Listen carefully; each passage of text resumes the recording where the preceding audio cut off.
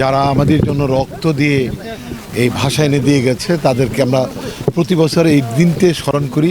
এছাড়া প্রতিনিয়তই করা উচিত। যখন আমরা বই পড়ি, পত্রিকা পড়ি, কথা বলি, তখন আমাদের প্রতি মুহূর্তে স্মরণ করা উচিত যারা রক্ত দিয়ে গেছে সেই মানুষগুলো, যারা পথ দেখে দিয়েছে, তারা আন্তর্জাতিকভাবে এই ভাষাকে স্বীকৃতি এনে দিয়েছে। তাদের প্রতি আমরা চিরকৃতজ্ঞ সবসময়, প্রতি বছর, প্রতিক্ষণ।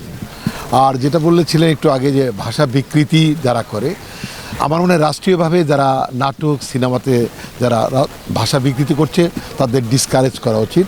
আমাদের শুধু অভিনয় করি, আমাদের যে ভাষা ধরিয়ে দেবে সেভাবে আমরা বলতে চাই। তবে আপনারা জাতির বিবেক যারা আছেন তারা এমনভাবে লিখেন যাতে করে এই বিকৃত ভাষাগুলো মুভিতে এবং নাটকে না আসলেই আস্তে আস্তে সব চেঞ্জ হয়ে যাবে। আমরা নিজেরাই যদি বদলে যাই তাহলে সব কিছু বদলে যাবে। তবে ভাষার প্রতি আমাদের গভীর শ্রদ্ধা সবসময়, বাংলা ভাষার প্রতি অনেক ভালোবাসি বাংলা ভাষাকে। ধন্যবাদ। কোটি মানুষের আস্থার ভালোবাসায় 11 বারের মতো দেশের 1 নম্বর রেফ্রিজারেটর ব্র্যান্ড ওয়ালটন।